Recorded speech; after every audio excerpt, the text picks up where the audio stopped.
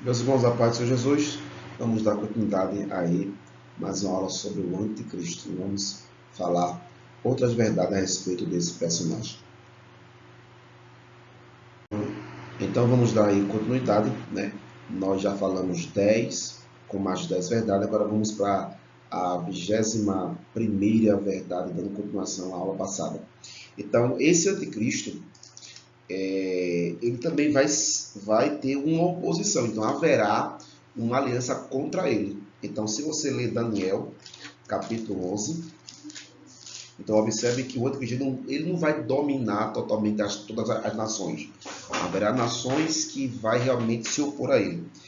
Daniel 11:40 diz assim: E no fim do tempo, o rei do sul lutará com ele, e o rei do norte o acometerá com carros e com cavaleiros, e com muitos navios, e entrará nas terras e as inundará e passará. Versículo 42. Estenderá a sua mão às terras, e a terra do Egito não escapará. Então, observe que esse texto aqui, né, algumas pessoas já acreditam que trata-se uma profecia de dupla referência. Então, houve uma época que essa profecia acontecera, justamente no período do Império Médio Persa e da Grécia, mas que vai também acontecer cabalmente no período do Anticristo. Então, o Anticristo ele vai também ter oposição durante o seu reinado. Aí durante esse conflito que o anticristo ele vai combater, observe que lá em Apocalipse capítulo 6, ele vem com arco na mão, né? Ele vem com arco na mão e está numa coroa. Lá em Daniel capítulo 7, ele diz que ele é a pontinha pequena, o chifre pequeno, ele sobe e abate 3. Então, com certeza, vai haver uma guerra. Agora, no conflito resultante, ele vai ganhar o controle sobre a Palestina, sobre o território adjacente. Então,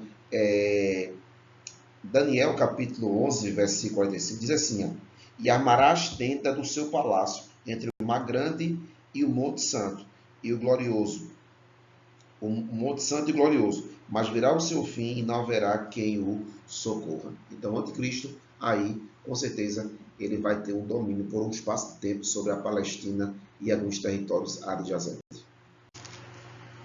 Outra verdade também a respeito do anticristo é que quando ele chegar ao poder, né, esse governante, esse líder, ele vai ser levado por meio da prostituta, que é o quê? Que é o sistema religioso, é o sistema ecumênico, aonde vai existir uma só religião unificada. Então, Apocalipse, capítulo de número 17, versículo 3, 17:3, diz assim: E levou-me espírito a um deserto, e vi uma mulher sentada sobre uma besta de cor escarlate, que estava cheia de nome de blasfêmia, e tinha 7 cabeças e 10 chifres. Então, se você ler todo esse texto, você vai perceber que essa mulher está sentada sobre a besta. E a besta é o anticristo, então, o sistema religioso, né, da onde vai prover aí o falso profeta.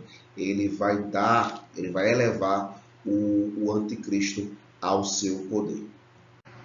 Em seguida, nós vemos também aí que mesmo o sistema corrupto religioso elevando esse governante, né, ao poder, ele mesmo vai destruir esse sistema, ele mesmo vai se opor a essa mulher aí que se assenta, que é o sistema religioso corrupto.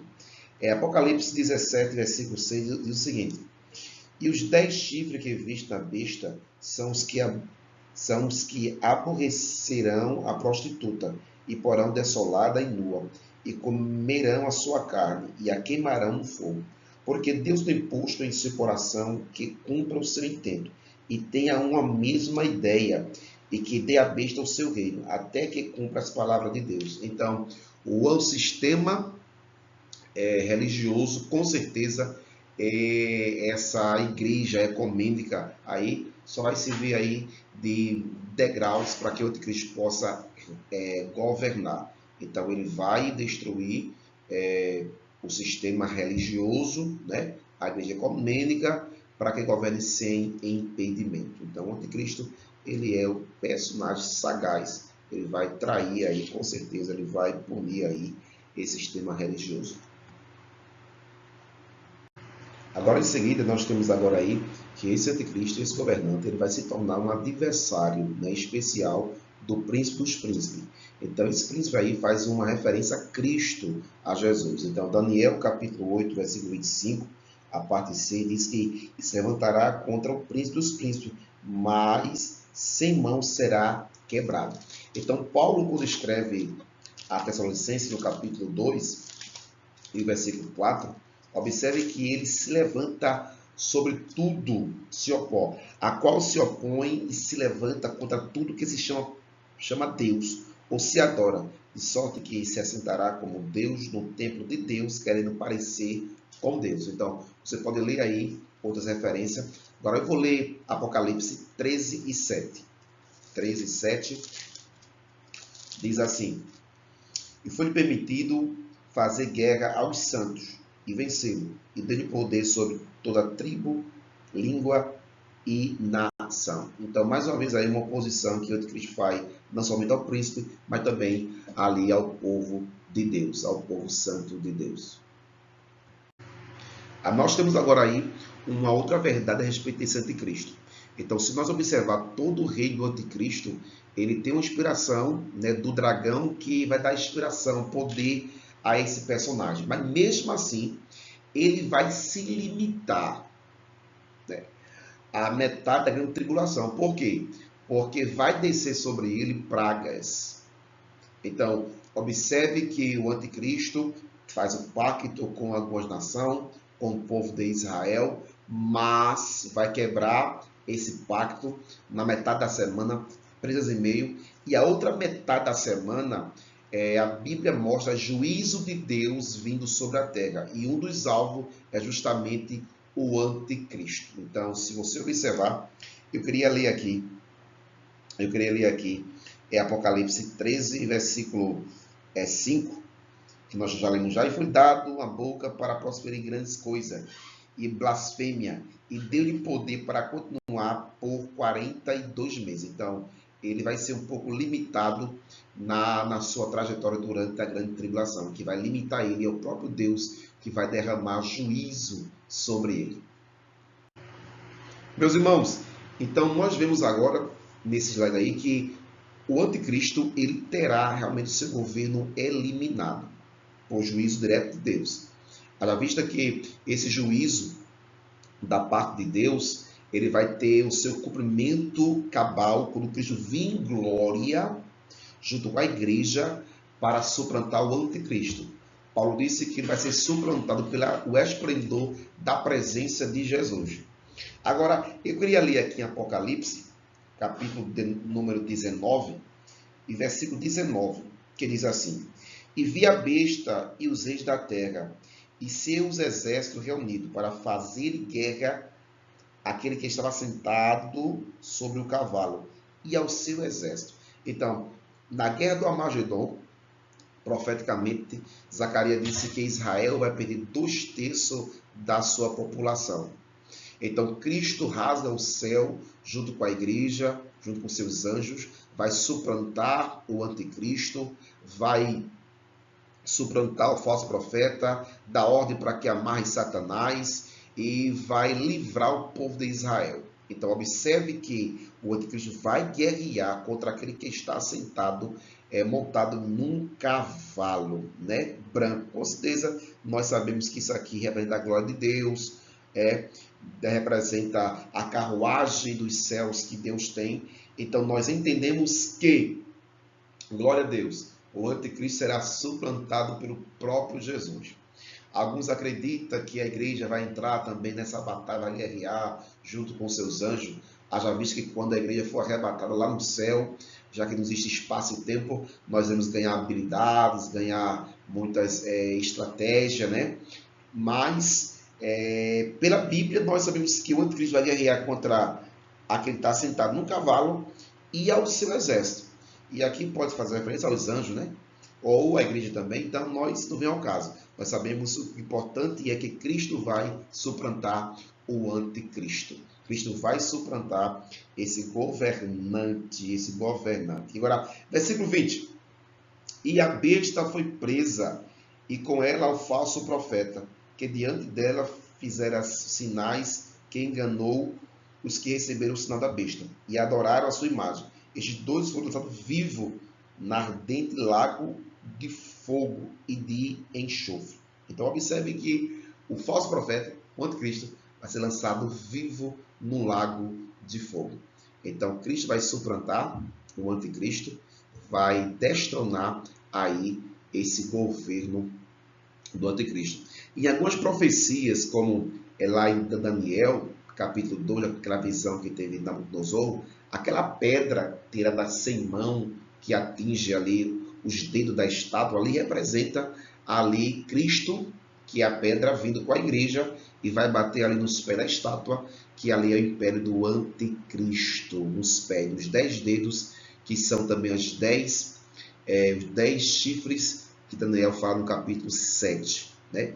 Mas nós sabemos que Cristo vai suplantar esse império do anticristo. Como nós já falamos então nós temos aí que esse juízo, né, que Cristo vai trazer sobre o anticristo, né, isso tem respeito à segunda vinda de Cristo em glória. Então Paulo, como eu falei, na segunda carta, capítulo 2, versículo 8, Paulo fala a respeito dessa vinda de Cristo em glória. Então, aquele reino, né, o reino sobre o qual ele governou, agora vai passar, com certeza, com autoridade para o Messias. Então, o Messias vai reinar com seus santos, né? Como eu falei, nós entendemos que Cristo, ele quando voltar em glória, ele volta agora com a igreja, ele faz o quê? Ele desce, manda o anjo amarrar Satanás por 1000 anos, né? Ele vai, suplanta o anticristo, falso profeta, dá livramento a Israel, ressuscita os mártires e agora vai implantar o milênio. Glória ao nome de Jesus. Então, o reino agora será nosso, não mais do anticristo. Meus irmãos, eu queria citar aqui, só citar sem ler versículo para vocês, e eu postei aí para vocês lerem em casa, alguns títulos, alguns nomes que a Escritura faz menção desse personagem chamado anticristo. Então nós temos aí que o anticristo, ele é chamado de sanguinário, fraudulento, ele é o perverso, ele é o homem da terra, ele é o homem poderoso, ele também é chamado inimigo, ele é adversário, ele é o líder de muitas das nações, ele é o assírio, ele é o rei da Babilônia, ele é a estrela caída, né, que é a estrela da manhã, a estrela caída, que nós vemos lá em Isaías 14:10, faz uma referência a Lúcifer, mas com certeza, já que o anticristo, ele é uma inspiração do diabo, então podemos chamar também que ele é uma estrela caída, uma estrela da manhã caída. Ele também é chamado de o destruidor, a estaca, ele é o hino triunfal dos tiranos, ele é o profano, o perverso príncipe de Israel, ele é o pequeno chifre, ele é o príncipe que há de vir, ele é homem vil, ele é o rei que faz segundo a sua vontade, ele é o pastor inútil, ele também é o homem da iniquidade e também é o filho da perdição. Então está em todo esse versículo aí, nós podemos trazer esse título, trazer esses nomes e atribuir ao anticristo. Então nós temos aí outros nomes dados a ele. Então ele também é o iníquo, ele também é chamado de anticristo, o anjo do abismo, a besta, e nós também chamamos ele também do rei que tem a cara feroz, ele é feroz de cara, ele também é o abominável, né, da desolação, e ele também é o assolador. Então o anticristo aí tem esses títulos aí que nós vemos. Graças a Deus. Então encerramos aqui essa aula sobre o anticristo, tá aí. Lê esses versículos. Se você tem aquela vontade de entender como será esse personagem, então lê esses versículos para você aprender mais a respeito desse personagem. Vamos orar. Pai de amor, Santo Deus, obrigado, Jesus, por essa aula, Senhor, que nós possamos crescer no conhecimento, Senhor. Nos guarda, nos livra, nos protege da bondade, no teu nome santo. É isso que eu te peço em nome de Jesus. Amém. Deus te abençoe em nome de Jesus. Uma boa aula que edifica a tua alma no nome do Senhor Jesus.